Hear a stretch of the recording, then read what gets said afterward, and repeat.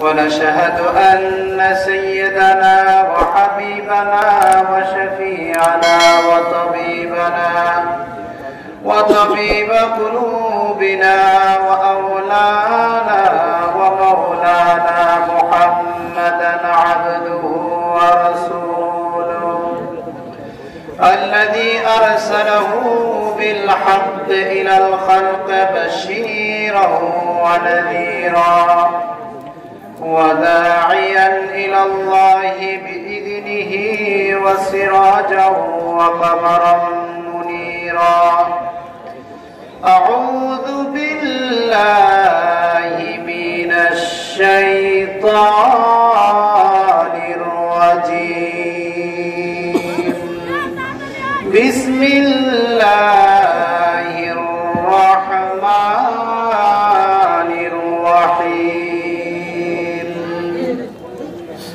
إنما المؤمنون الذين إذا ذكر الله وجلت قلوبهم وإذا تليت عليهم آياته زادتهم إيمانا وعلى ربهم يتوكلون.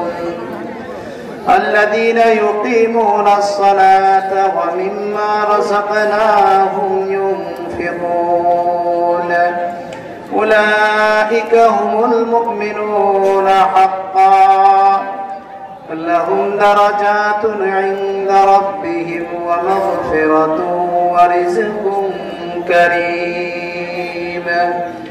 وقال صاحب الأنام صلى الله عليه وسلم: المؤمنون هينون لينون كالجمل الآنف إن قيد انقاد وإن أنيخ على صخرة استلاخ أو كما قال تبارك وتعالى عليه الصلاة والسلام: إن الله وملائكته يصلون على النبي يا أيها الذين آمنوا صلوا عليه وسلموا تسليما.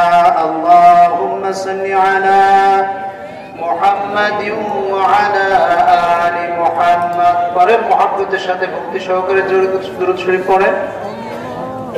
كما صليت على محمد كما صليت على إبراهيم وعلى آل إبراهيم إنك حميد مجيد. اللهم بارك على محمد وعلى آل محمد كما باركت على إبراهيم وعلى آل إبراهيم إنك حميد مجيد. يا رب صل وسلم دائما أبدا على حبيبك خير الخلق كلهم. ঐতিহ্যবাহী গোপালদি মদিনাতুল উলুম কওমি মাদ্রাসার উদ্যোগে আয়োজিত অধ্যকার মাহফিলের সম্মানিত সভাপতি মুআজ্জাজ উলামায়ে কেরাম, দূর দূরান্ত থেকে আগত ইসলাম পিপাসু ভাইয়েরা, পর্দার আড়ালের মা ও বোনেরা, আমরা মহান ওই আল্লাহ সুবহানাহু ওয়া তাআলার আলিশানে লাখ কোটি শুকরগুজার করি, যিনি আমাদেরকে দয়া করে, মায়া করে, মহব্বত করে, ভালোবেসে আর প্যার করে আমাদের হায়াতকে দীর্ঘায়িত করে আজকের দিন এই সময় পর্যন্ত সুস্থ সবল রেখে এই জান্নাতের বাগিচার মধ্যে আসার, বসার, কিছু কথা বলার আর শোনার তৌফিক দিয়েছেন। ওই মালিকের দরবারে অন্তরের অন্তঃস্থল থেকে ভক্তি সহকারে সমস্বরে কালিমাতুশ শুকর আদায় করি আলহামদুলিল্লাহ, মাশাআল্লাহ। আল্লাহ পাকের প্রত্যেকটা নিয়ামত পাওয়ার পরে বান্দার কৃতজ্ঞতা প্রকাশ করতে হয়, ঠিক কিনা? আপনাদের কৃতজ্ঞতা প্রকাশের আওয়াজটা আলহামদুলিল্লাহ খুব ভালো। অনেক জায়গায় মুখ দিয়ে কথাই বের করা যায় না, অনেক জায়গায় ওয়াজ করতে গেলে এরকম মনে হয় যে আমি কবরের সামনে ওয়াজ করতেছি। কবরে মুর্দারা কিছু বলতে পারে না, আমি বুঝতেছি আমার কথাগুলো তারা বুঝতেছে কিনা, না শ্রোতারা বোঝে না বক্তা সে বোঝে। কিন্তু আপনাদের মাশাআল্লাহ বুলন্দ আওয়াজ আল্লাহ তাআলা করেন, এই আওয়াজকে দ্বীনের জন্য আল্লাহ তাআলা কবুল করেন, বলুন আমিন। ভাইরা, আমাদের দায়িত্ব তো শুধু আল্লাহ পাকের দিকে আগিয়ে যাওয়া, বাকি আমার হাত টেনে মঞ্জিলে মাকসাদ পর্যন্ত পৌঁছে দিবেন কে? আল্লাহ পাক। বান্দার কাজ শুধু কদম মারা। বান্দা কদম মারবে, বান্দা কদম মারবে, বান্দা হাত উঠাবে, বান্দা মালিককে ডাকবে, কিন্তু ওই গুনাহের অতল গহ্বর থেকে বান্দাকে টেনে ওই জান্নাতের রাস্তা উঠিয়ে দেওয়ার দায়িত্ব কার? আল্লাহ পাকের। আল্লাহ পাক বলেন ওয়ালাল্লাহি কাসদুস সাবিল ওয়া মিনহা জায়ের ওয়ালাউ শাআ লাহাদাকুম আজমাইন। এই যে আমরা আসছি মালিকের কাছে বলতে পারবো, মালিক আমরা তো এসে পৌঁছেছি, হেদায়েত দেওয়ার মালিক তো তুমি। হেদায়েত দেওয়ার মালিক কে? আল্লাহ পাক। এজন্য এক ঘটনা মনে পড়ে গেল। হযরতে হাকিমুল উম্মত আশরাফ আলী থানভী রাহমাতুল্লাহ ঘটনা লিখছেন। এক বিবি, শুনবেন আপনারা, বুজুর্গদের ঘটনা, আউলিয়াদের ঘটনা। হযরত আব্দুল্লাহ ইবনে মুবারক রাহমাতুল্লাহ আলাইহি জগৎ বিখ্যাত মুহাদ্দিস, তিনি লিখেছেন ইয়ানজিলুর রাহমা ইনদা যিকরিল আউলিয়া। আউলিয়ায়ে কেরামের জিকির যখন করা হয়, আউলিয়ায়ে কেরামের আলোচনা যখন করা হয়, আল্লাহ পাক ওই আলোচনার মজলিসের মধ্যে রহমত নাযিল করতে থাকেন। সুবহানাল্লাহ। হাজী ইমদাদুল্লাহ মুহাজির মক্কি রাহমাতুল্লাহ আলাইহি জামানা এক মহিলা তার স্বামীকে দিনের দিকে বাড়ানোর জন্য প্রচন্ড চেষ্টা করে, কিন্তু দিনের দিকে আর বাড়ে না। নামাজে পাঠানোর চেষ্টা করে, নামাজ পড়বে, এরকম আছে না? এরকম আছে না? কি বলেন? নামাজের দিকে পাঠাইতে চায় স্ত্রী, দিনের দিকে পাঠাইতে চায়, অনেকে আছে মাহফিলে পাঠাইতে চায় কিন্তু আসতে চায় না। এখন অপারগ হয়ে স্ত্রী হাকিমুল উম্মত আশরাফ আলী থানভী রাহমাতুল্লাহ ঘটনাটা ওনার কিতাবে লিখেছে। এখন স্ত্রী বলতেছে যে আজকে হাজী ইমদাদুল্লাহ মুহাজির মক্কি সে আসবে, যাও তার ওয়াজ শুনে আসো। তাদের ওয়াজ তো আর এরকম ছিল না, আমাদের মতো ওয়াজ তো তাদের ছিল না। আমরা তো এখন কিভাবে ফেমাস হইতে পারি, ভাইরাল হইতে পারি, একটা প্রচেষ্টা থাকে ওয়াজ করতে গিয়ে, ঠিক কিনা? কিভাবে ভাইরাল হতে পারি, আগামী বছর আবার দাওয়াত কিভাবে পেতে পারি, একটা চেষ্টা থাকে। কিন্তু তাদের মাহফিল এরকম ছিল না। তাদের মাহফিল কিরকম ছিল? নুরানিয়াতে ভরা ছিল। তাদের প্রত্যেকটা কথায় আল্লাহ পাক হেদায়েতের দ্বারা মানুষের অন্তরকে নুরান্বিত করে দিতেন। সুবহানাল্লাহ। হাজী ইমদাদুল্লাহ মুহাজির মক্কি রাহমাতুল্লাহ আলাইহির ওয়াজে গেছে, কোনোভাবে তিনি রাজি করাইছে, কোনোভাবে, যে আমার একটা দাবি শোনো, আমি তোমার অনেক দাবি পুরা করব। স্বামী বলে কি দাবি বলো? তুমি একটু হাজী সাহেবের ওয়াজ শুনে আসো। যে হাজী ইমদাদুল্লাহ মুহাজির মক্কিকে ব্যক্তির পরিচয় জানা থাকলে তার কথাটা কতটুকু ওজন এটা বোঝা যায়, ঠিক কিনা? আপনার কাছে ব্যক্তির পরিচয় আছে, তা আপনি বুঝতে পারবেন যে তার কথার কতটা ওজন। একজন গ্রামের কৃষক, সে বলল যে আব্দুল্লাহ, কালকে আমার বাসায় এসো, তোমার জন্য কিছু ব্যবস্থা করতে পারি কিনা দেখব। তার কথার যতটুকু গুরুত্ব, আপনার এলাকা বা আপনার এই কি বলে এটাকে, এই নির্বাচনী এলাকা এমপি সাহেব যদি আপনাকে বলে আব্দুল্লাহ কালকে আমার বাসায় এসো, দেখি তোমার জন্য কিছু করতে পারি কিনা, এই দুইজনের মধ্যে কার কথার গুরুত্ব বেশি নিবেন? হ্যাঁ, কথা বুঝাইতে পারতেছি না বোধহয়? এমপি সাহেব। আর বাংলাদেশের প্রাইম মিনিস্টার যদি আপনাকে ডাক দিয়ে বলে গোপালপুর গোপালদির আব্দুল্লাহ তুমি কালকে বঙ্গভবনে দেখা করবা, দেখি তোমার জন্য কিছু করতে পারি কিনা। এমপি সাহেবের কথার গুরুত্ব বেশি না প্রাইম মিনিস্টারের কথার গুরুত্ব বেশি? হ্যাঁ, ব্যক্তির পরিচয় যদি জানা থাকে তাহলে তার কথার কি আসে? গুরুত্ব আসে। হাজী আমদাদুল্লাহ মুহাজির মাক্কিকে, হাজী আমদাদুল্লাহ মুহাজির মাক্কি রাহমাতুল্লাহ আলাইহি এই ছোটবেলা সুবহানাল্লাহি ওয়া বিহামদিহি রাসূল করিম সাল্লাল্লাহু আলাইহি ওয়াসাল্লাম স্বপ্নে দেখাইছেন, বিশ্বনবী স্বপ্নে দেখিয়েছেন যে তুমি যাইতে থাকো। এক বৃদ্ধ ব্যক্তিকে স্বপ্নে দেখিয়েছে যে তুমি তার কাছে গিয়ে তুমি এই আলিফ বাতাসা পড়বা। স্বপ্নের মধ্যে বলতেছি, ইয়া রাসূলুল্লাহ আপনি আমাকে আলিফ বাতাসা পড়াইবেন। সুবহানাল্লাহ বলবেন না? হযরত হাজী আমদাদুল্লাহ মুহাজির মাক্কি রাহমাতুল্লাহ আলাইহি বিশ্বনবী সাল্লাল্লাহু আলাইহি ওয়াসাল্লামকে বললেন, ইয়া রাসূলুল্লাহ আমি কার কাছে গিয়ে আলিফ বা পড়ব? ইয়া রাসূলুল্লাহ আপনি আমাকে আলিফ বাতাসা পড়িয়ে দেন। বিশ্বনবী সাল্লাল্লাহু আলাইহি ওয়াসাল্লাম বলেন, আচ্ছা পড়ো আলিফ। হাজী আমদাদুল্লাহ মুহাজির মাক্কির হাতে খড়ি হচ্ছে কার কাছে? কার কাছে? রাসূল করিম সাল্লাল্লাহু আলাইহি ওয়াসাল্লামের কাছে। এই ছোটবেলা এই হলো হাজী আমদাদুল্লাহ মুহাজির মাক্কি। তার একটা কথায় এজন্য হাজী আমদাদুল্লাহ মুহাজির মাক্কি দাওয়া করেন না, কাফিয়া পর্যন্ত করছে। অথচ তার কাছে বায়াত ছিল ওই জামানার বড় বড় বিশাল বড় বড় বুজুর্গরা, তার কাছে বায়াত ছিল। এই হাজী আমদাদুল্লাহ মুহাজির মাক্কি রাহমাতুল্লাহ বলতেন, तुम भी अलिफ बाता पढ़ते हो, मैं भी अलिफ बाता पढ़ते हो, तुम पढ़ते हो दुनिया की उस्ताद के पास, लेकिन मैं पढ़ते हो विश्व नबी सल्लल्लाहु अलैहि वसल्लम के पास। तो कैसे बात सुना रही বায়াত শোনাতে গেছে, বায়াত শেষ। এখনকার পীর সাহেবরা তো এই দালাল ঠিক করে আমার মুরিদ কিভাবে বাড়ানো যায়, মুরিদ বাড়ানোর জন্য। কিন্তু হাজী আমদাদুল্লাহ মুহাজির মাক্কি মুরিদ বানাইতে চাইতেন না, ওনাকে জোর করে ধরা হতো তো মুরিদ বানান, সুযোগ না।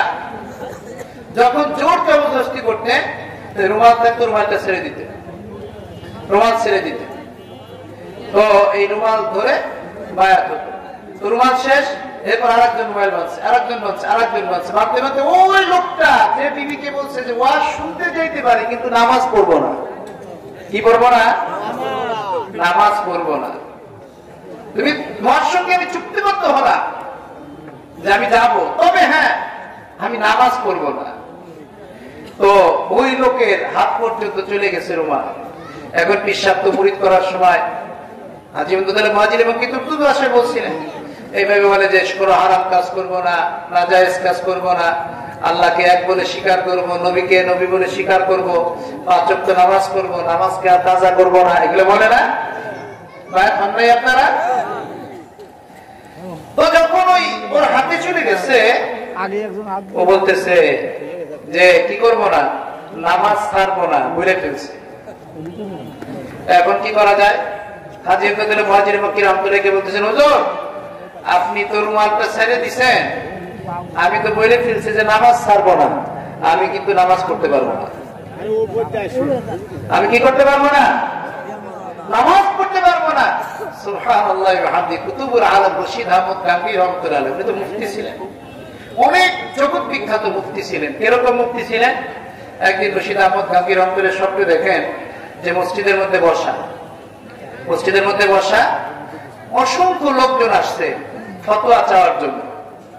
এক পাশে রশিদ আহমদ গাঙ্গুহি বসা, আর এক পাশে হযরতে বিশ্ব নবী সাল্লাল্লাহু আলাইহি ওয়াসাল্লাম বসা। হযরত রশিদ আহমদ গাঙ্গুহি রাহমাতুল্লাহ আলাইহি বসে আছেন, রাসূল করিম সাল্লাল্লাহু আলাইহি ওয়াসাল্লাম বসে আছেন। তো লোকজন রাসূল সাল্লাল্লাহু আলাইহি ওয়াসাল্লামের কাছে মাসআলা জানার জন্য যাইতেছে। রাসূল সাল্লাল্লাহু আলাইহি ওয়াসাল্লাম বলেন, ওই যে বসে আছে রশিদ আহমদ, যাও তার কাছে যাও। সুবহানাল্লাহ বলে তার কাছে গেলেন, একে একে একে একে 100টা ফতোয়া রশিদ আহমদ গাঙ্গুহি রাহমাতুল্লাহ আলাইহি দিয়ে দিলেন। বিশ্ব নবী গাঙ্গুহিকে ডাক দিয়ে বলতেছেন, রশিদ আহমদ শুনে রাখো, দুনিয়ার কোন মানুষের তুমি যে মুফতি, এই সনদ দুনিয়ার কোন মানুষের দিতে হবে না। আমি বিশ্ব নবী সাল্লাল্লাহু আলাইহি ওয়াসাল্লাম, তুমি মুফতি, তার সনদ আমি দিয়ে দিলাম। আল্লাহু আকবার। হাদিসের মধ্যে আসছে, যে ব্যক্তি রাসূলকে স্বপ্নে দেখলো সে বাস্তবিক রাসূলকে স্বপ্নে দেখলো। সুবহানাল্লাহ বলেন। আল্লাহর সুরত শয়তান ধরতে পারে, কিন্তু রাসূলের সুরত শয়তান ধরতে পারে না। রাসূল বলেন, মান রাআনি ফিল মানাম রাআনি হাক্কা, যে স্বপ্নের মধ্যে আমাকে দেখলো সে বাস্তবিক পক্ষে আমাকে দেখলো। সুবহানাল্লাহ বলেন। রাসূল কারীম সাল্লাল্লাহু আলাইহি ওয়াসাল্লাম বলেন, মান রাআনি ফিল মানাম, যে ব্যক্তি স্বপ্নে আমাকে দেখলো, রাআনি ইয়াউমাল কিয়ামা, কিয়ামতের দিনও আমার সঙ্গে তার মুলাকাত হবে। বিশ্বনবী বলেন, ওয়ামান রাআনি ইয়াউমাল কিয়ামা, যে ব্যক্তির কিয়ামতের ময়দানে আমি বিশ্বনবীর সঙ্গে মুলাকাত হয়ে যাবে, বিশ্বনবী বলেন, শাফাআত লাহু, আমি মুহাম্মদ সাল্লাল্লাহু আলাইহি ওয়াসাল্লাম তার জন্য শাফাআত করব। বিশ্বনবী বলেন, আমি যার জন্য শাফাআত করব তাকে আমি হাউজে কাউসারে পানি পান করাবো। সুবহানাল্লাহ। বেশি জোরে হইল না? হাউজে কাউসারের পানি এরকম, সুবহানাল্লাহ, আহলা মিনাল আসাল, মধুর থেকে মিষ্টি। সুবহানাল্লাহ বলেন। আবয়াজ মিনাল লাবান, দুধের থেকে সাদা, মধুর থেকে মিষ্টি। আতিয়াব মিনাল মিস্ক, মিস্কের থেকে সুস্বাদু সুগন্ধিময়। এই হাউজে কাউসারের পানি রাসূল করিম সাল্লাল্লাহু আলাইহি ওয়াসাল্লাম পান করাবেন তার মুহাব্বতের উম্মতদেরকে। সুবহানাল্লাহ। এইজন্য রাসূলকে যে স্বপ্নে দেখার পরে, রিওয়ায়াতের মধ্যে আসছে, উলামায়ে কেরাম লেখেন, রাসূলকে স্বপ্নে দেখার পরে ওই ব্যক্তি ধীরে ধীরে দেখা যাবে সে নেকির দিকে উঠে যেতেছে, গুনাহ ছেড়ে দিবে। গুনাহ কি করবে? অনেকে রাসূলকে স্বপ্নে দেখছে, আলামতে দেখা যায় না গুনাহ ছাড়তেছে না, সে রাসূলকে স্বপ্নে দেখে নাই। তার প্রমাণ হলো সে গুনাহ ছেড়ে দিবে। কি ছেড়ে দিবে? কারণ সে জান্নাতে যাবে। কোথায় যাবে? জান্নাতে যাওয়ার মতো করে রব্বে কারীম তাকে নেবেন। সুবহানাল্লাহ। তো রশিদ আহমদ গাঙ্গুহি রাহমাতুল্লাহ আলাইহি, রশিদ আহমদ গাঙ্গুহিকে তা তো বললাম, তার মুক্তির সনদ কে দিছে? কথা বলেন। রাসূল করিম সাল্লাল্লাহু আলাইহি ওয়াসাল্লাম। তো হযরত রশিদ আহমদ গাঙ্গুহি রাহমাতুল্লাহ আলাইহি হাজী ইমদাদুল্লাহ মুহাজির মক্কি রাহমাতুল্লাহ আলাইহি কে বলতেছে, হুজুর আপনার কাছে মুরিদ হইতে পারি, কিন্তু ওই রাত্রে ওইটা জিকির করতে পারবো না। জিকির করেন নাকি আপনারা? হ্যাঁ, মাশাআল্লাহ। আমি শুনছি আপনাদের খন্দকার সাহেবের কাছে গোপালদিতে অনেক চরমনায়ের মুরিদ আছে, মাশাআল্লাহ। তো যাই হোক, মুরিদ তো হতে পারি, কিন্তু রাত্রে ওইটা জিকির করতে পারবো না। হযরত হাজী ইমদাদুল্লাহ মুহাজির মক্কি বললেন, আচ্ছা ঠিক আছে, তোমার জিকির করতে হবে না। মুফতি ছিল তো, মুফতির একটু গরম হয়, আর যারা মুহাদ্দিস হাদিস পড়ায় তারা একটু নরম হয়। যারা হাদিস পড়ায় তারা কি হয়? নরম হয়। আর মুফতিরা কি হয়? এটা জায়েজ, এটা না জায়েজ, এটা হালাল, এটা হারাম, এটা এই, ওইটা ওই বলতে বলতে তবিয়ত গরম হয়ে যায়। আর যারা মুহাদ্দিসিনে কেরাম আছেন তারা নরম হয় তবিয়ত, কারণ সারাদিন হাদিস পড়ায় রাসূল করিম সাল্লাল্লাহু আলাইহি ওয়াসাল্লামের হাদিস। তো হযরত রশিদ আহমদ গাঙ্গুহি রাহমাতুল্লাহ বললেন যে না, আমি জিকির করতে পারবো না। হাজী সাহেব বললেন, তোমার জিকির করতে হবে না রাত্রে উঠে, তবে হ্যাঁ, তোমার বিছনাটা আমার বিছনার সাথে লাগাই দিও। সুবহানাল্লাহ বলে। হাজী ইমদাদুল্লাহ মুহাজির মক্কি রাহমাতুল্লাহ আলাইহি আগের রাতে উঠে জিকির শুরু করলেন, আল্লাহ আল্লাহ আল্লাহ আল্লাহ আল্লাহ আল্লাহ আল্লাহ আল্লাহ। হযরত হাজী ইমদাদুল্লাহ মুহাজির মক্কি রাহমাতুল্লাহ আলাইহি জিকির শুরু করে দিলেন। আর রশিদ আহমদ গাঙ্গুহি রাহমাতুল্লাহ আলাইহি ঠিক থাকতে পারতেছেন না। এক ইশকের আগুন তার হৃদয়ের মধ্যে প্রজ্বলিত শুরু হয়ে গেল। হযরত রশিদ আহমদ গাঙ্গুহি রাহমাতুল্লাহ আলাইহি উঠে গেলেন, ওযু করলেন, ওযু করে এসে হাজী সাহেবের সঙ্গে জিকিরের মধ্যে বসে গেলেন। হযরত হাজী ইমদাদুল্লাহ মুহাজির মক্কি বলেন, কি হলো মুফতি সাহেব, তুমি জিকির কেন করতেছো? হযরত রশিদ আহমদ গাঙ্গুহি বলেন, হাজী সাহেব, আমি তো বিছানার মধ্যে আর ঘুমাই থাকতে পারতেছি না আপনার জিকিরের আশকের কারণে। সুবহানাল্লাহ। এই ছিল হাজী ইমদাদুল্লাহ মুহাজির মক্কি।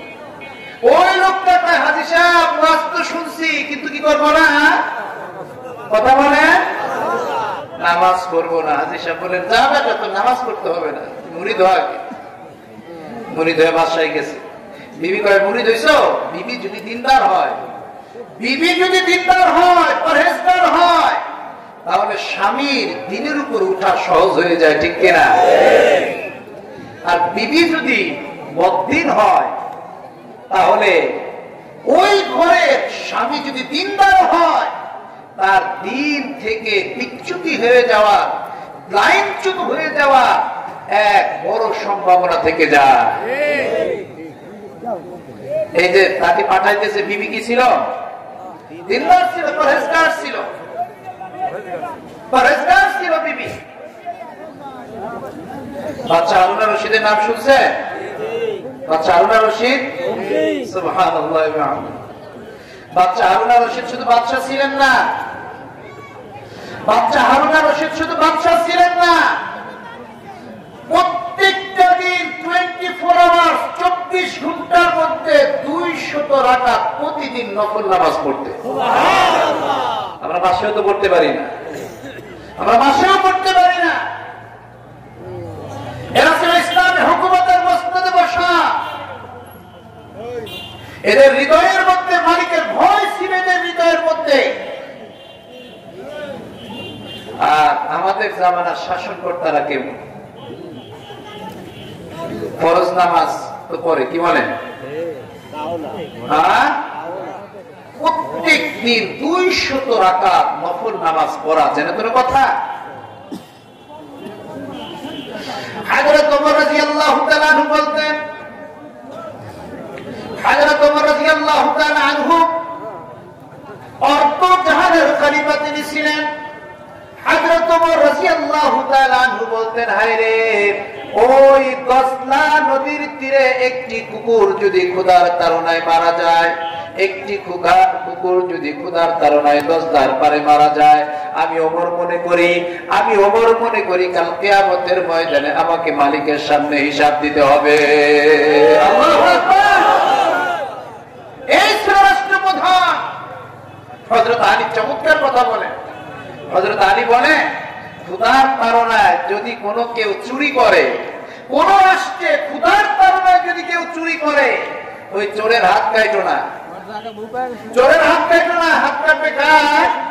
ওই দেশের বাদশা, ওই দেশের রাজা। ক্ষুধার তাড়নায় যদি কোনো কেউ হাত কাটা যায়, তাহলে চুরি করে তার হাত কেটো না, হাত কাটবে কার? ওই দেশের বাদশা। সুবহানাল্লাহ। কোথায় কথা চলে আসে, হাদিসের কথা। সাইয়েদনা ওমর রাদিয়াল্লাহু তাআলা আনহুর কাছে গভর্নর আসছে, মিশরের গভর্নর আসছে। কি হলো ভাই, কথা কেন? কথা বলেন না। সাইয়েদনা ওমরের কাছে মিশরের গভর্নর আসছে। মিশরের গভর্নর এসে বলতেছে, তো সাইয়েদনা ওমর রাদিয়াল্লাহু তাআলা আনহুর কাছে সমস্ত খোঁজ খবর নেওয়ার পরে এখন ওমর রাদিয়াল্লাহু তাআলা আনহু নাস্তার ব্যবস্থা করতে বললেন। হ্যাঁ, নাস্তা দাও। নাস্তা দেয়া হলো। কি নাস্তা দিছে? শুকনা রুটি। কি রুটি? কি রুটি? শুকনা রুটি। শুকনা রুটি আমাদের মতো শুকনা রুটি না, এই মোটা মোটা রুটি, বড় শুকনা একেবারে করকরা রুটি। আর একটু জৈতুন দিছে। জৈতুন, রাসূল বলেন, যার ঘরে জৈতুন থাকে, যার ঘরে সিরকা আর জৈতুন থাকে, তার ঘরে তরকারির অভাব নাই। সুবহানাল্লাহ। শুকনা রুটি দিছে আর জৈতুন দিছে।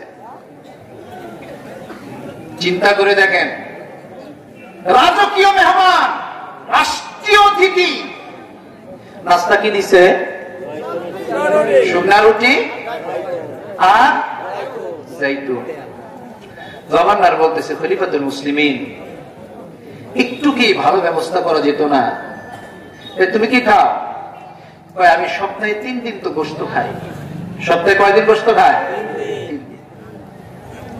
হযরত ওমর তাকে বললেন, তুমি যে সপ্তাহে 3 দিন গোশত খাও, তুমি যে দেশের গভর্নর, ওই দেশের নাগরিক সপ্তাহে 3 দিন গোশত খেতে পারে না। হযরত ওমর বললেন, ওই দেশের নাগরিক 3 দিন গোশত খেতে পারে না, তাহলে তুমি কেন 3 দিন সপ্তাহে গোশত খাও? আমি ওমর মাসে 1 দিন গোশত খাই না। কারণ এই কারণে যে আমি যে দেশে পরিচালনা করতেছি, এই দেশের নাগরিক এখন পর্যন্ত মাসে 1 দিন এমনও মানুষ আছে গোশত খেতে পারে না। এই হলো রাজা, এই হলো প্রেসিডেন্ট, এই হলো খলিফাতুল মুসলিমিন, ঠিক কিনা? এই হলো খলিফাতুল মুসলিমিন। হযরত ওমর রাদিয়াল্লাহু তাআলা আনহু কতটুক জায়গার বাদশা ছিলেন তিনি? বাংলাদেশের সমান একটা দেশে 23 লক্ষ বর্গ মাইলের খলিফা। সুবহানাল্লাহ বলে, 23 লক্ষ বর্গ মাইলের খলিফা। মুসলমানরা, আমি তো যে আয়াত পড়ছি, আয়াতের ভিতরে ঢুকি নেই। আমাদের এই দুরবস্থা, দুর্গতি, চতুর্দিকে মার খাওয়া, আমাদের দেখলেই চোখ লাল করা, এই এত কিছুর কারণ কি? আজকে আমার মুসলমানই তো হারিয়ে ফেলেছি আমরা। আমি যে মুসলমানের সন্তান,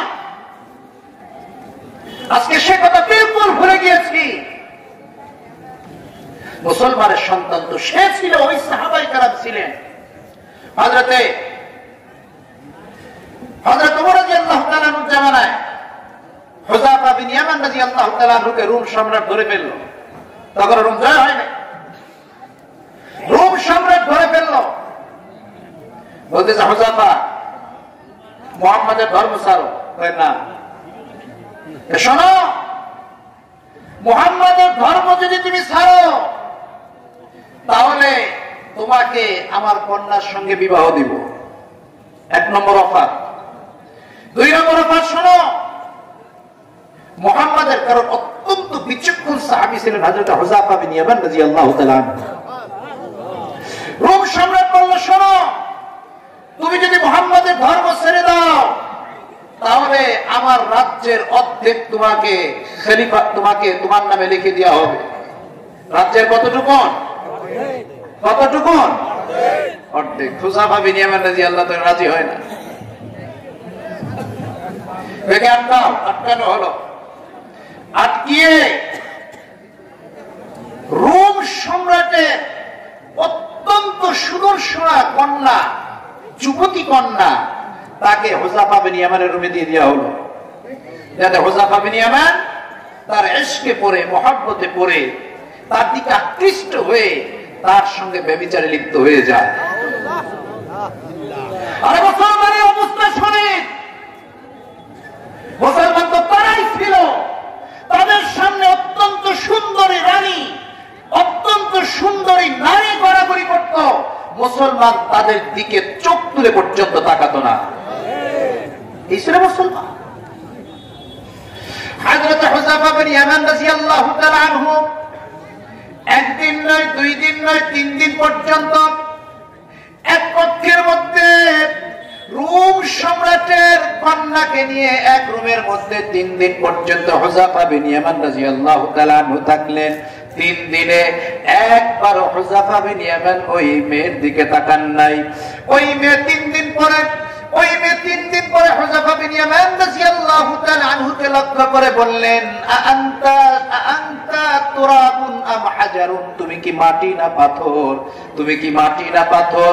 তোমার মধ্যে কোনো উৎকৃপ নাই, কোনো স্পৃহা নাই, তোমার মধ্যে কোনো রক্তই নাই, তুমি মাটি না পাথর? ধরে নিয়ে আসলেন রোম সম্রাট। এই, তুমি আমাকে কপালে একটা চুম্বন করো। কারণ ওই জামানায় একটা মানুষের সম্মানের প্রতীক ছিল কপালে চুম্বন করা। হুযায়ফা বিন ইয়ামান বলেন, না, তোমার কপালে চুম্বন কেন করবো? চিন্তা করে দেখেন, মাথার উপরে রাজ্যের, মাথার উপরে গোটা রোম সম্রাটের অস্ত্র, সেখানে দাঁড়িয়ে বীর বিক্রমের মতো বলতেছে, না, তোমাকে এখানে সম্মান আমি করবো। এই ছিল মুসলমান, এই ছিল মুসলমান। আমরা তো এটা আওয়াজ পেলি ভয় পেয়ে যাই, জেল জুলুম নির্যাতনের কথা গেলি ভয় পেয়ে যায়, ঠিক কিনা? কিসের ভয় মুমিন? কিসের ভয় তোমার? মুমিন সের দিবে কিন্তু পাত্রে দিবে না। মুমিন মাথা দিয়ে দিবে, শহীদ হয়ে যাবে, তাও মুসলমান তার ব্যক্তিত্ব আর ওইটা ইজ্জত বদলতি করবে না। তো মুমিন, এটাই তো মুমিন। হযরত হুযায়ফা বিন ইয়ামান রাদিয়াল্লাহু তাআলা আনহু বলে, না, তোমার কপালে চুম্বন করবো না। 7 জন বন্দী ছিল, এদেরকে নিয়ে আসছে। হুযায়ফা, তুমি যদি কপালে চুম্বন না করো তাহলে এদেরকে আগুনের মধ্যে নিক্ষেপ করবো। হযরত হুযায়ফা বিন ইয়ামান বললেন, আমি যদি তোমার কপালে চুম্বন করি তাহলে এদেরকে ছেড়ে দিবা? হ্যাঁ, ছেড়ে দিবে। হযরত হুযায়ফা বিন ইয়ামান রাদিয়াল্লাহু তাআলা এই শর্তে রোম সম্রাটের কপালে চুম্বন করলেন সাথীদেরকে ছাড়িয়ে নেওয়ার জন্য। যখন ছেড়ে চলে গেল, সাইয়েদনা ওমর রাদিয়াল্লাহু তাআলার কাছে ঘটনা খুলে বললেন, খলিফাতুল মুসলিমিন, এই হয়েছে ঘটনা, পূর্ণাঙ্গ ঘটনা খুলে বললেন। হযরত ওমর শোনার সঙ্গে সঙ্গে ওই পরিষদের যত সদস্য ছিল, হযরত ওমর বললেন, আমাদের প্রত্যেকের উপর হক হয়ে গিয়েছে, আমাদের প্রত্যেকের উপরে হক হয়ে গিয়েছে, আমরা সকলেই হুযায়ফা বিন ইয়ামানের কপালে চুম্বন করব। আল্লাহু আকবার, আল্লাহু আকবার। আওয়াজ হয় না? এতগুলো মানুষ যদি আল্লাহু আকবার বলে, গোপালদের আশপাশে শয়তান থাকতে পারবে? শয়তান থাকতে পারবে? যদি আওয়াজ শয়তান জিকির শুনে, তাহলে জিকিরের, দেখেন না, মসজিদে আজান দিলে আজানের আওয়াজ শুনলে শয়তান কি করে? কিছু জিকির আছে জোরে করা মুস্তাহাব, তার মধ্যে আজান একটা, আল্লাহু আকবার একটা, কি একটা? কি একটা? আল্লাহু আকবার একটা। সুবহানাল্লাহ। আমি ঘটনা মনে পড়ে গেল। বাচ্চা হারুন আর রশিদের গল্প বলতেছিলাম না? কয় রাকাত নামাজ পড়ে প্রতিদিন? কয় রাকাত? 200 রাকাত। এই বাচ্চা হারুন আর রশিদের বউ, বাচ্চা হারুন আর রশিদের স্ত্রী, সে অনেক বড় আবেদা নারী ছিলেন। জুবাইদা নাম ছিল। এখন পর্যন্ত এই কি বলে এটাকে, মুজদালেফা থেকে যাওয়ার সময় দেখা যায়, হ্যাঁ, নাহারে জুবাইদা নহর খুঁজছিলেন, এখনো আছে সেটা। অনেক বড় বুজুর্গ ছিলেন। বাহালুলের কাছ থেকে জান্নাত খরিদ করছিল।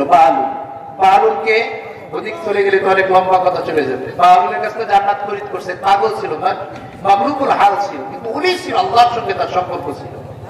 কার সাথে সম্পর্ক ছিল? কার সাথে?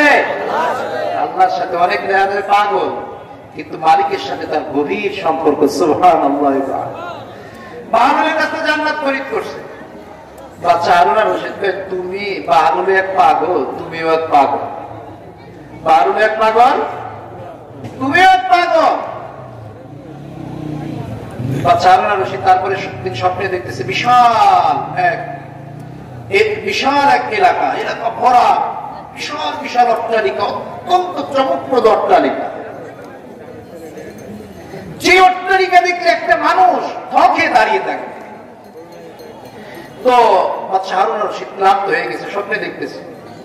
তো দেখে যে এক প্রাসাদের সাথে লেখা জুবাইদা। তো সিকিউরিটি গার্ড আছে, জিজ্ঞাসা করছে, এই প্রাসাদ কার? এই প্রাসাদ কার? নাম দেখতেছেন না কার? জুবাইদা। জুবাইদা তোমার বউ? হ্যাঁ। কিন্তু আমার ঢুকতে দাও। হয় না, আপনার এখনো সময় হয় নাই। সুবহানাল্লাহ বলবেন না? আপনার এখনো কি হয় নাই? সময় হয় নাই। এই ছিল জুবাইদা। জুবাইদা একদিন করছে কি, জুবাইদার এই মর্তবা কেন হলো? জুবাইদা মারা যাওয়ার পরে তার এক বান্ধবী জুবাইদাকে স্বপ্নে দেখছে জান্নাতের মধ্যে দিয়ে ঘুরতেছে। জুবাইদাকে জিজ্ঞাসা করছে, জুবাইদা তুমি এই মর্যাদা কিভাবে পায়? জুবাইদা বলে, দেখো, আমি আমার কোন আমল আল্লাহ পাক কবুল করেন নাই। কোন আমল কবুল করছে? জুবাইদা বলেন, একদিন আজান হইতেছিল, আমি খাইতেছিলাম। কি করতেছিলাম? খাইতেছিলাম। লুকমা মুখে দিব, লুকমা মুখে দিব, এই মুহূর্তে আজানের আওয়াজ আসছে, আল্লাহু আকবার, আল্লাহু আকবার। আল্লাহু আকবার বলার সঙ্গে সঙ্গে আমি চিন্তা করলাম, ওই মুয়াজ্জিন সাহেব বলতেছে কে বড়? চিৎকার দিয়ে বলেন, কে বড়? আল্লাহ। আল্লাহ বড় যেহেতু আমি খাবারটা মুখে নিয়ে তো আমার খাবার বড় হয়ে গেল, ঠিক কিনা? এই জন্য জুবাইদা বললেন যে না, আমি খাবার মুখে নিব না, আল্লাহ বড়, আমার খাবার মুখে নেওয়া বড় না, আমি লুকমাটা ছেড়ে দিলাম।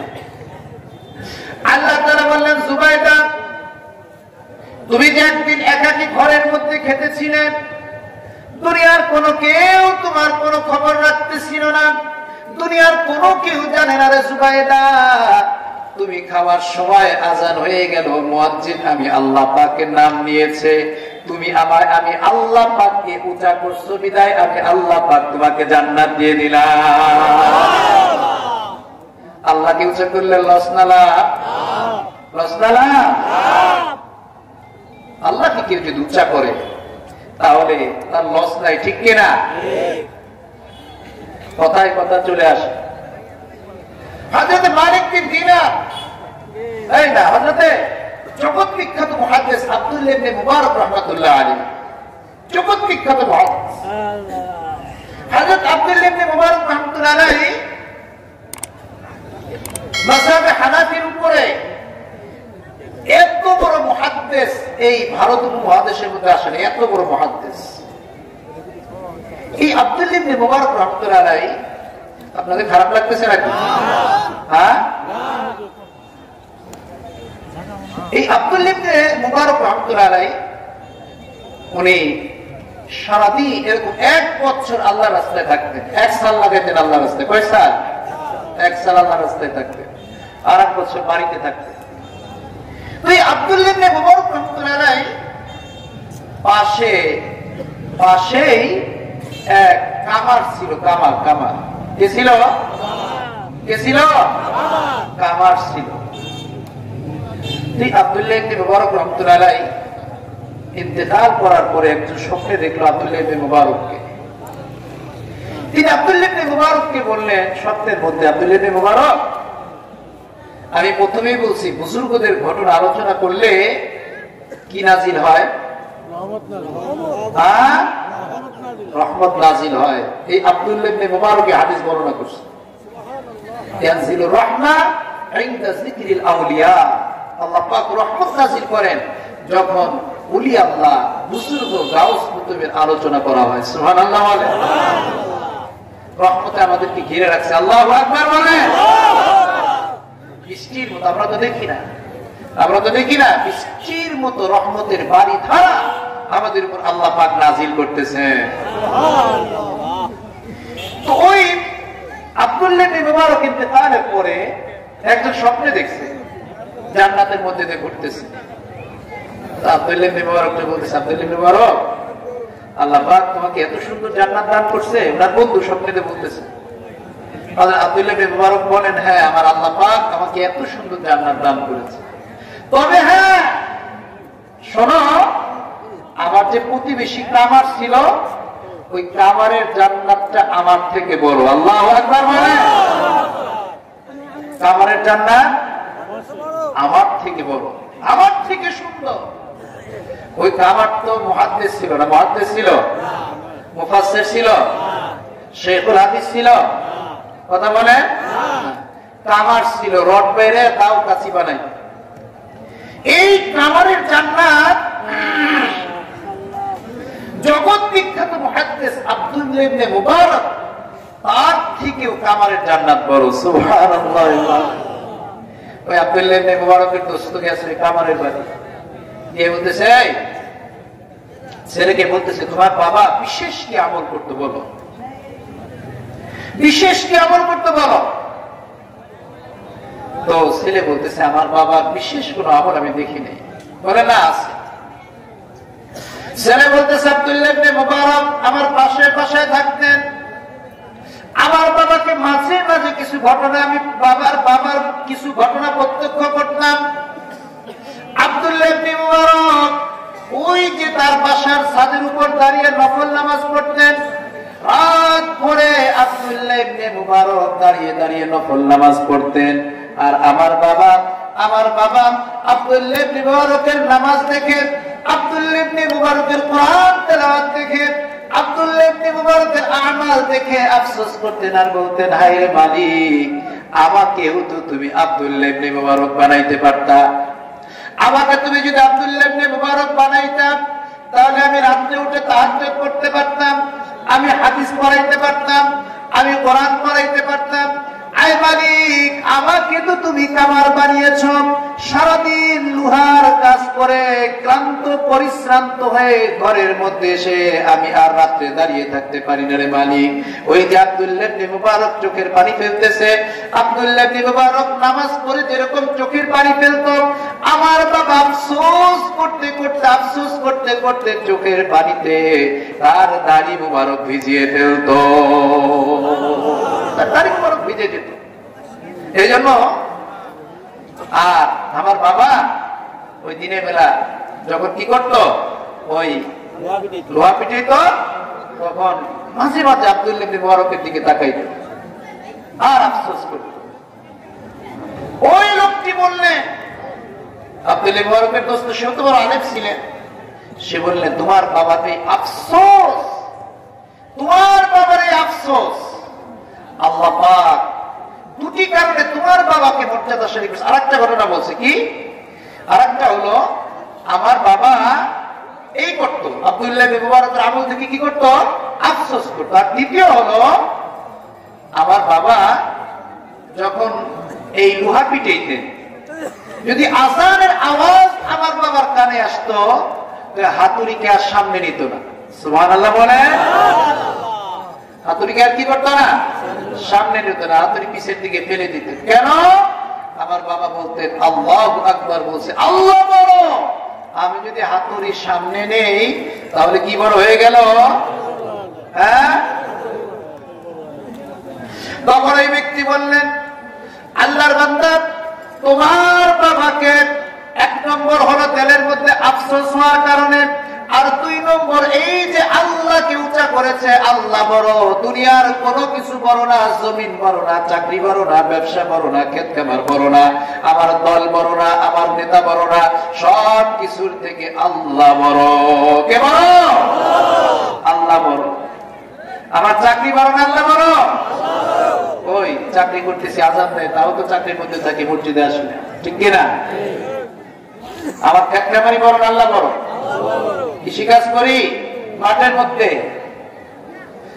মধ্যে কৃষিকাজ করি, ওদিকে মুয়াজ্জিন আল্লাহু আকবার বলে আযান দিতেছে, তাহলে বড় কে? কথা বলেন।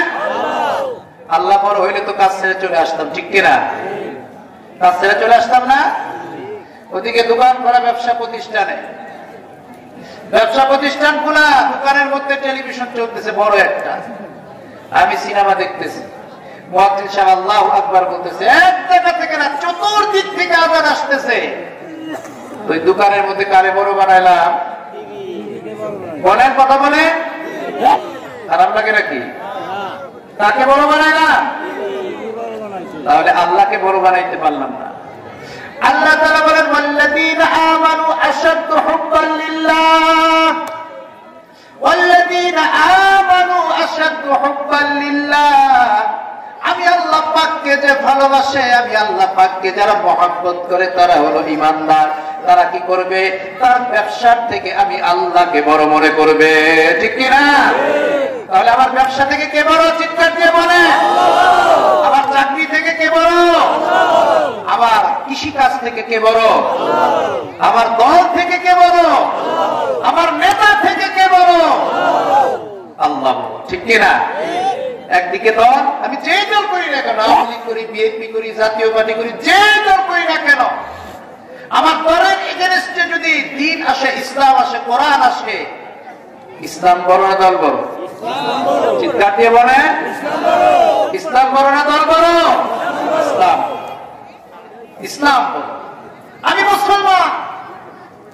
আমি মুসলমান বাঙালি, ঠিক কিনা?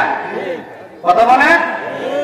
বঙ্গবন্ধু শেখ মুজিবুর রহমানের অসমাপ্ত ইতিহাস পড়ে দেখেন, তিনি একেবারে ওপেনে তিনি কথা বলেছেন যে আমার পরিচয় হলো আমি মুসলমান বাঙালি। আমি মুসলমান বাঙালি, আমার পরিচয় আমি মুসলমান। আমি বাঙালি মুসলমান না মুসলমান বাঙালি? আমি বুঝাইতে পারি না আপনাদের। যারা চুপ রয়েছে তারা বোধহয় বাঙালি মুসলমান। আমি মুসলমান বাঙালি না বাঙালি মুসলমান? আওয়াজ সুন্দর হইল না।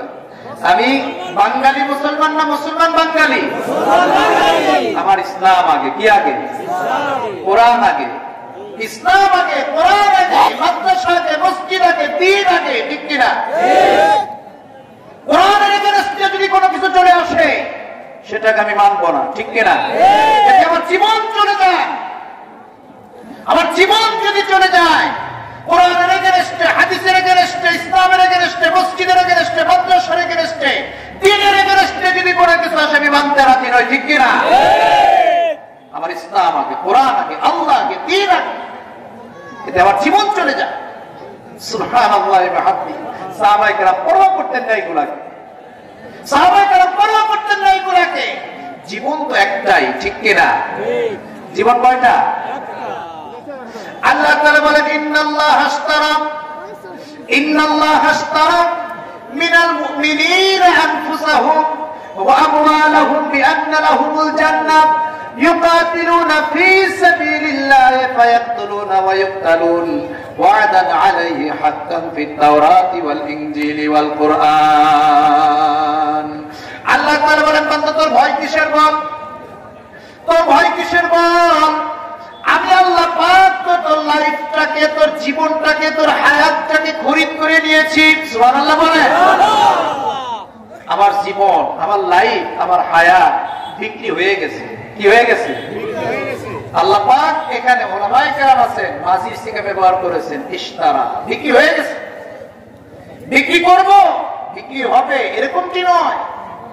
আমার লাইফ, হায়াত কি হয়েছে? কথা বলেন।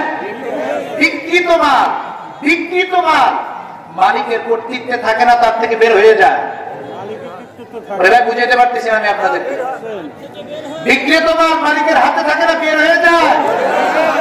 আল্লাহ তাআলা বলেন বান্দা তোর কাছ থেকে যে আমি খরিদ করছি, কিসের বিনিময়ে খরিদ করছি জানিস নাকি? তোর হায়াতটাকে, তোর লাইফটাকে যে আমি আল্লাহ পাক খরিদ করে নিলাম রে বান্দা, বিআন্না লাহুমুল জান্নাহ, আমি আল্লাহ পাক জান্নাতের বিনিময়ে তোর হায়াত খরিদ করে নিয়েছি। আল্লাহু আকবার। জান্নাত পাওয়ার আওয়াজ তো হইল না, চিৎকার দিয়ে বলেন আল্লাহু আকবার। মাশাআল্লাহ।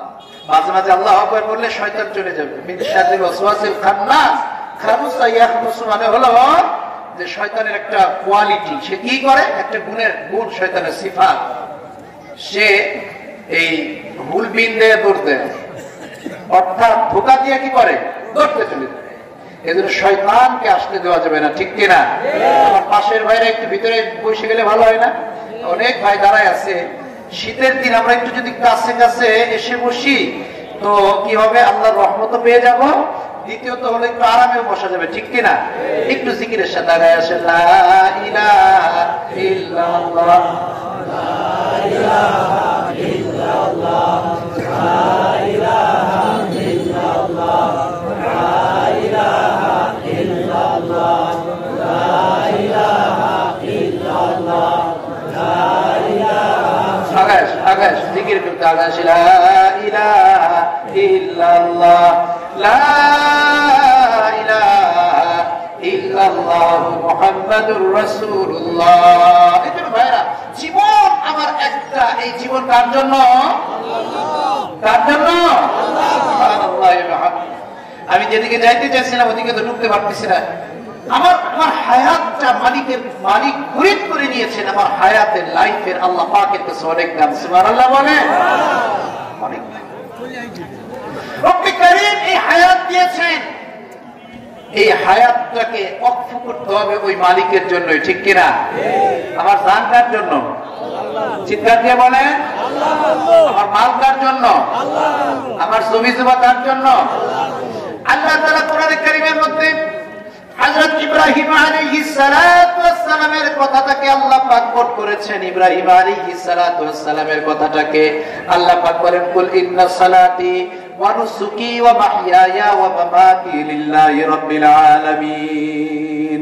আল্লাহ তাআলা বলেন, নবী আপনি বলেন, ইন্না সালাতি, নিশ্চয় আমার নামাজ, ওয়া নুসুকি আমার কুরবানি, ওয়া মাহইয়ায়া আমার লাইফ আমার জীবন, ওয়া মামাতি এবং আমার মওত লিল্লাহি রাব্বিল আলামিন, শুধুমাত্র কেবলমাত্র এক আল্লাহ পাকের জন্য বরাদ্দ। কার জন্য? কার জন্য? আল্লাহ পাকের জন্য। যেন ভাইরা, সাহাবায়ে কেরাম সুবহানাল্লাহ, জীবনের কোনো পরোয়া করতেন না, স্ত্রীর কোনো পরোয়া নাই, ছেলেমেয়ের কোনো পরোয়া নাই, কিচ্ছুর কোনো পরোয়া নাই, এক মালিককে খুশি করার জন্য। কার জন্য? কার জন্য? আমার জীবনটা তো এরকম হওয়া চাই, ঠিক কিনা? আমিনু বিমিসলি মা আমানতুম বিহি, ঈমান আনো কাদের মতো?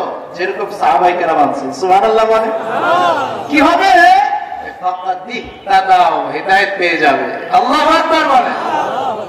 সাহাবায়ে কেরাম জীবনের পরোয়া করতেন না, বিবির পরোয়া করতেন না, সদ্য বিবাহিত, সদ্য আরেক ঘটনা মনে পড়ে গেল, হাদিসের ঘটনা। জঙ্গে মুতার মধ্যে রাসূল করিম সাল্লাল্লাহু আলাইহি ওয়াসাল্লাম, রোম সৈন্য হাজির হয়েছে, রোম সৈন্য হাজির হয়েছে 1 লক্ষ। কয় লক্ষ? কয় লক্ষ? 1 লক্ষ। সাহাবায়ে কেরাম ছিলেন 3000। সাহাবায়ে কেরাম কয় হাজার? 3000। রাসূল করিম সাল্লাল্লাহু আলাইহি ওয়াসাল্লামের জামানায় রাসূল করিম সাল্লাল্লাহু আলাইহি ওয়াসাল্লাম ডাকছেন, এই যায়েদ কই? যায়েদ বিন হারেসা কোথায়? আসছে। এই জাফর বিন আবি তালেব কই? আসছে। আব্দুল্লাহ ইবনে রওয়াহা কই? আসছে। রাসূল বলেন, যেতে হবে তোমাদেরকে। কতজনের বিরুদ্ধে? আপনারা আমার কথা বুঝতেছেন না? বলেন কতজনের বিরুদ্ধে? কয় হাজার? সাহাবীর সংখ্যা বেশি না কাফেরের সংখ্যা বেশি? কত বেশি? সুবহানাল্লাহ। বিশ্বনবী হযরতে যায়েদ বিন হারেসাকে ডাক দিয়ে বললেন, শোনো, তুমি সেনাপতি থাকবে, তুমি সেনাপতি থাকবে। তোমার থেকে যদি স্লিপ করে সেনাপতির এই পদমর্যাদা, তাহলে জাফর ইবনে আবি তালেব সেনাপতি হবে। জাফর ইবনে আবি তালেব যদি স্লিপ করে, তাহলে আব্দুল্লাহ ইবনে রওয়াহা হবে। কে হবে? আব্দুল্লাহ ইবনে রওয়াহা। আব্দুল্লাহ ইবনে রওয়াহা যদি শহীদ হয়ে যায়, তাহলে তোমরা আপোষের মধ্যে পরামর্শ করে একজন আমির তোমরা বানিয়ে নিবে, ঠিক কিনা? রাসূল বলেছেন, কি করে? পরামর্শ করে। এক গ্রুপে রয়েছে, এখন পরামর্শ টরামর্শ কি আবার? এক গ্রুপে রয়েছে না তাবলীগের মধ্যে, ওই যে সাতপন্থী শুনছেন আপনারা? একের নাম এরকম পরামর্শ টরামর্শ কি? পরামর্শ আবার আছে? আমরা কি পরামর্শই তো আসল, তাই না?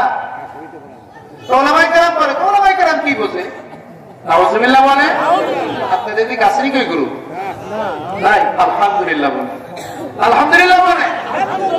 বাতের কাজটা দিবেন না। যাই হোক, হযরত যায়েদ বিন হারেসা রাদিয়াল্লাহু তাআলা আনহু, বিশ্বনবী বললেন, যায়েদ বিন হারেসা যদি শহীদ হয়ে যায়, তাহলে পতাকা জাফরের হাতে থাকবে। জাফর যদি শহীদ হয়ে যায়, তাহলে পতাকা আব্দুল্লাহ ইবনে রওয়াহার হাতে দিয়ে দিবা। আব্দুল্লাহ ইবনে রওয়াহা যদি শহীদ হয়ে যায়, পরামর্শ করে একজন সেনাপতি নিযুক্ত করবা। বাস পাঠিয়ে দিলেন রাসূল করিম সাল্লাল্লাহু আলাইহি ওয়াসাল্লাম। হযরত যায়েদ বিন হারেসা বললেন, ইয়া রাসূলুল্লাহ, রাসূল বললেন, যাও যার যার ঘর থেকে বিদায় নিয়ে আসো। প্রত্যেকের হৃদয়ের মধ্যে 100% বিশ্বাস জমা হয়ে গেল, যেহেতু রাসূল বলেছেন যদি যায়েদ বিন হারেসা শহীদ হয়ে যায়, জাফর ইবনে আবি তালেব শহীদ হয়ে গেলে আব্দুল্লাহ ইবনে রওয়াহা, আর আব্দুল্লাহ ইবনে রওয়াহা শহীদ হয়ে গেলে তোমরা পরামর্শ করে নিবে। 100% হৃদয়ের মধ্যে কথা বিদ্ধ হয়ে গেল। এই রণাঙ্গনে থেকে আমরা শহীদ হয়ে যাব। হযরত যায়েদ বিন হারেসা রাদিয়াল্লাহু তাআলা আনহু বললেন, ইয়া রাসূলুল্লাহ, আমি কার কাছ থেকে বিদায় নিব? আমার বাবা তো আপনি, আর আমার মা তো আয়েশা, তিনি ঘরের মধ্যেই আছে। ইয়া রাসূলুল্লাহ, আমার বাবা তো আপনি। বাশীর ইবনে আকরাম রাদিয়াল্লাহু তাআলার ঘটনা মনে পড়ে গেল। ছোট্ট সাহাব, এই এতটুকু সাহাব। আমরা তো ইসলামের জন্য না জীবন দিতে জানি না, রক্ত দিতে জানি না, অর্থ দিতে জানি। সাহাবায়ে কেরামের থেকে শিখেন। বাশীর ইবনে আকরাম রাদিয়াল্লাহু তাআলা এই ছোট্ট সাহাব মক্কায় ছিলেন, মা ইন্তেকাল করেছে, বাবা ইসলাম গ্রহণ করেছে, বাবার সঙ্গে হিজরত করে মদিনায় চলে আসছে। বাবা হিজরত করে মদিনায় চলে আসছে। রাসূল ডাক দিলেন বাবাকে, এদিকে আসো, অমুক জায়গায় যুদ্ধে যেতে হবে তোমাকে, অমুক জায়গায় যুদ্ধে যেতে হবে। বাবা এই কথা বলেন না, ইয়া রাসূলুল্লাহ, ছোট্ট বাচ্চা কার কাছে রেখে যাব? বাবা এই কথা বলেন না, ইয়া রাসূলুল্লাহ, আমার স্ত্রী নাই, আত্মীয় নাই, স্বজন নাই, কিচ্ছু নাই। এই বাচ্চা সদ্য মায়ের থেকে বিচ্ছিন্ন হয়ে মদিনার মধ্যে এসেছে, এই বাচ্চাকে কার কাছে রেখে যাবো? এই কথা বলছে, বলেন, চলে গেছে। হযরত বাশীর রাদিয়াল্লাহু তাআলা আনহু বলেন, আমার বাবাকে যখন আল্লাহর রাস্তায় পাঠাই দেওয়া হলো, মাও নাই, বাবাও আল্লাহর রাস্তায়, ঘরে কোন আত্মীয় স্বজন মদিনার মধ্যে নেই, ছোট বাচ্চারা তারাও কোনো পরিচিত নয়, নতুন মুখ সবকিছু। বাশীর বলেন, আমার কাছে প্রত্যেকটা দিন কেমন যেন 1 বছরের মতো মনে হচ্ছিল, একটা দিন কেমন যেন 1 বছরের মতো মনে হচ্ছিল। হযরত বাশীর লম্বা ঘটনা সংক্ষেপে বলতেছি। দেখেন, ওই বাবা কি তার ছেলের প্রতি মায়া ছিল না? ছিল না? ছিল না?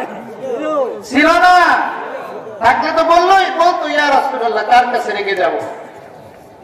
থাকলে তো বলতো, ইয়া রাসূলুল্লাহ, কার কাছে রেখে যাব আমার বাচ্চাকে? আমার আপনার যতটুকু মায়া, তার থেকে হাজার লক্ষ কোটি গুণ বেশি মায়া ছিল, ঠিক কিনা? কিন্তু কে আগে? কে আগে?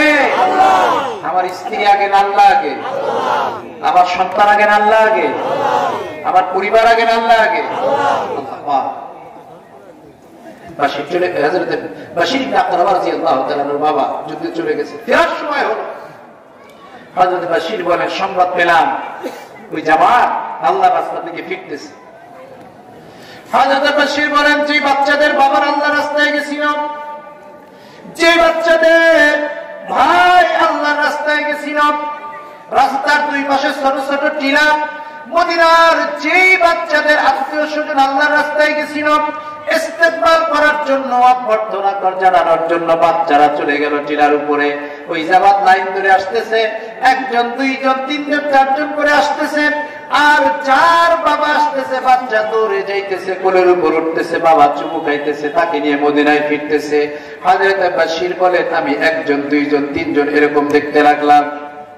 কারো ভাই তার ছোট ভাইকে কোলে নিয়ে ফিরতেছে, কারো বাবা তার সন্তানকে নিয়ে মদিনার দিকে ফিরতেছে। হযরত বাশীর বলেন, আমি তো বাশীর তিন বাবা, আমি তো বাশীর মা নাই, দুনিয়ার মধ্যে কেউ নাই। একজন তার বাবার কোলে ফিরতেছে, আমি একজন করে করতেছি, গুনতে গুনতে শেষ ব্যক্তি পর্যন্ত চলে গেলাম, আমি আবার আর বাবাকে খুঁজে পাইতেছি না, আমি আর বাবাকে খুঁজে পাইতেছি না। আমি চিন্তা করলাম, আমার হয়তো দেখায় ভুল হয়ে গেছে, দেখায় ভুল হয়ে গেছে।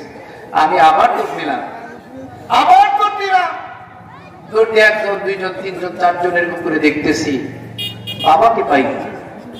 তৃতীয়বার আবার দৌড় নিলাম, আবার গুলি পাই না। এরপরে বাশীর বলেন, আমি চিৎকার দিলাম, আমার বাবা কোথায় গেল? আমি কার কাছে থাকবো? শুধুমাত্র কেবলমাত্র বাবা তো সাহারা ছিল, বাবাকেও খুঁজে পাচ্ছি না, মা তো দুনিয়া থেকে চলেই গেছে, ভাই নাই, বোন নাই, আত্মীয় নাই, স্বজন নাই, কিচ্ছু নাই, কোন ধারে ধারে গিয়ে ঘুরবো, কার কাছে আশ্রয় নিব? আমি বাশীর চিৎকার করে কান্না শুরু করে দিলাম। হযরত বাশীর বলেন, যখন আমি কান্না শুরু করলাম, দেখলাম আমার সামনে কে যেন এসে দাঁড়ালো। আমি দেখলাম উপরের দিকে চেহারা করার সঙ্গে সঙ্গে আমি দেখতে পাইলাম বিশ্বনবী সাল্লাল্লাহু আলাইহি ওয়াসাল্লাম আমার সামনে খাড়া অবস্থায় আছে। আমি বললাম, ইয়া রাসূলুল্লাহ, আইনা আবি ইয়া রাসূলুল্লাহ। ইয়া রাসূল, আমার বাবা কোথায়? আমার বাবা কোথায় ইয়া রাসূলুল্লাহ? হযরত বশির বলেন, দেখলাম রাসূলের চক্ষু দিয়ে পানি পড়তেছে, রাসূলের চক্ষু দিয়ে পানি পড়তেছে। আমি আবার সামনে দৌড়ে গেলাম, সামনে দৌড়ে গিয়ে বললাম, ইয়া রাসূলুল্লাহ, ইলা আইনা আবি, আমার বাবা গেল কই? বিশ্বনবী সাল্লাল্লাহু আলাইহি ওয়াসাল্লাম আমি বশিরকে করে উঠাইলেন, কোলে উঠে বুকের মধ্যে জড়ায় ধরলেন, বুকের মধ্যে জড়ায় ধরে বিশ্বনবী সাল্লাল্লাহু আলাইহি ওয়াসাল্লাম বলতেছেন, ওরে বশির, তুমি কি এতে খুশি নও? আমি মুহাম্মদ সাল্লাল্লাহু আলাইহি ওয়াসাল্লাম তোমার বাবা হয়ে যাই, আর আয়েশা তোমার মা হয়ে যায়। ইয়া রাসূলুল্লাহ, এই ছিল সাহাবায়ে কেরামের দিনের জন্য কুরবানি। আমাদের যদি বলা হয় না, আমরা চোখে পানি ছাড়তে রাজি, কিন্তু কুরবানি করতে রাজি না, ঠিক কিনা? এক লোক হাইটে যাইতেছে, এক কুকুর কান্না করতেছে, ক্ষুধার তাড়নায় কুকুর কান্না করতেছে। ওই লোক হলো রুটি বেচবার যাইতেছে, মাথায় হলো রুটি, কুকুরের কান্না দেখে সেও কান্না শুরু করছে। পাশের একজন বলতেছে, কে ভাই তুমি কাঁদছো কেন? কুকুরটা ক্ষুধার তাড়নায় কান্না করতেছে। তোমার মাথার উপর রুটি, একটা রুটি দিয়ে দাও, ক্ষুধা নিবারণ হয়ে যাবে। আমি তো কাঁদতে রাজি আছি, কিন্তু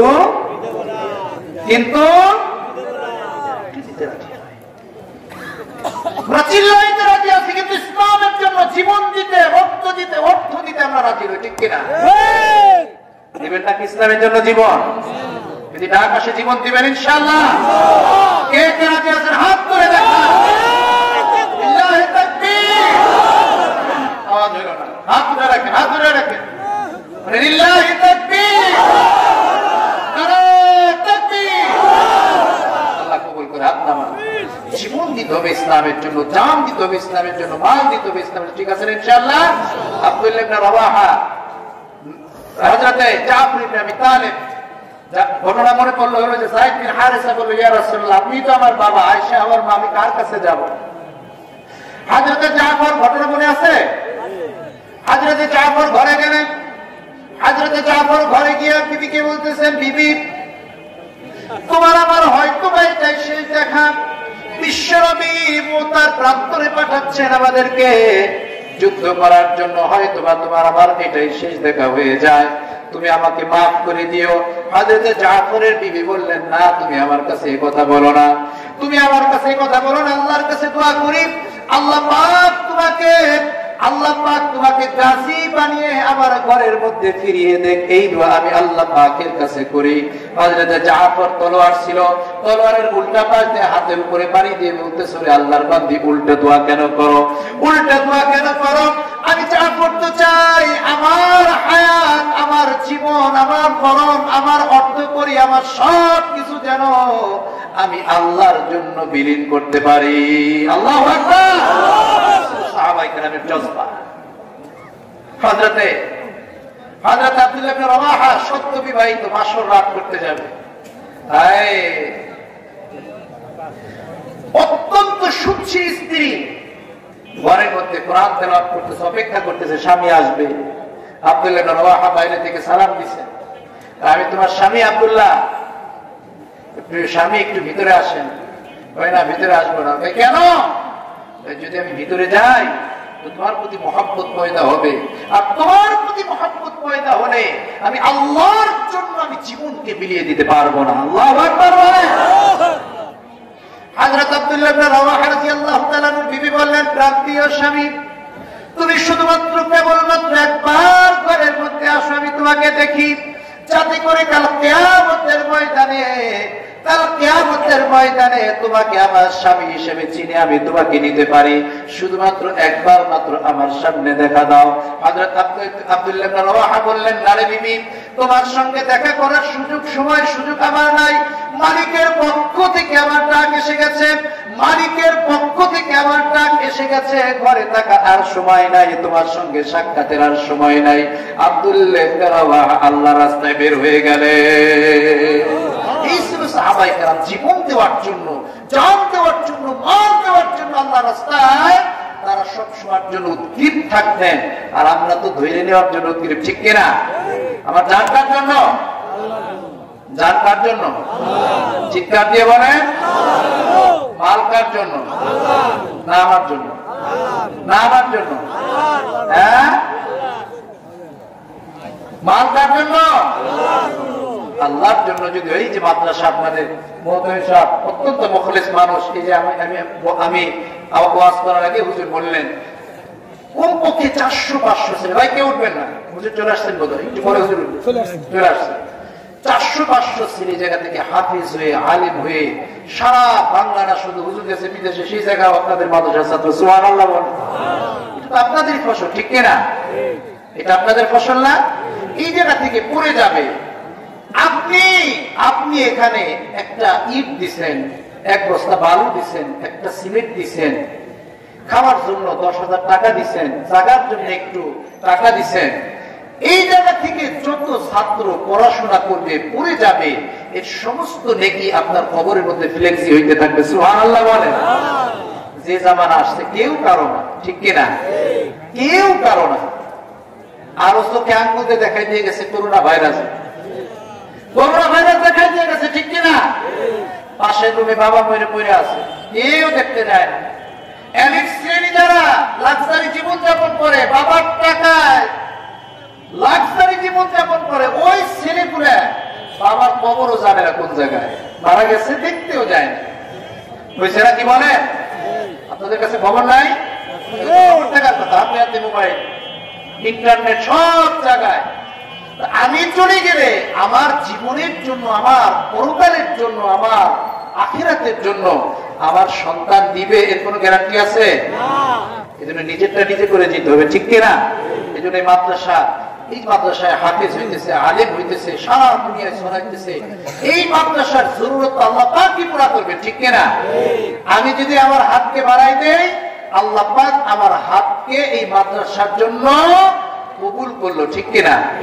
কবুল করলো। আমি যে দিতেছি ক্রেডিট নেওয়ার কিছু নাই, আমি যে দিতেছি ক্রেডিট নেওয়ার কিছু নাই। আমার মাল আল্লাহ পাক তার দ্বীনের কাজে লাগাইলো, এই জন্য শুকরিয়া আদায় করতে হবে। কি করতে হবে? তাকে আমি কিছু দিচ্ছি, ক্রেডিট দেখাইতে হবে। আমার মাল আল্লাহর রাস্তায় লাগলো, আলহামদুলিল্লাহ। আলহামদুলিল্লাহ আসতে হলো কেন? এই জন্য দিবেন তো ইনশাআল্লাহ? বলেন এখন, এত বড় মজমা কে উঠবেন না? এত বড় মজমা, এই মাদ্রাসার জায়গা কিনতে হবে, এরপর বোর্ডিং এর অনেক খরচ। কতজন উস্তাদ? 6 জন স্টাফ। এই যে হুজুরের দেখতেছেন দাড়ি চুল পাইকে গেছে, আসলে তো বয়সে পাকে না। এই টেনশনে হুজুরের দাড়ি মুস্তাইকে গেছে। মসজিদের সভাপতি সাহেব আমার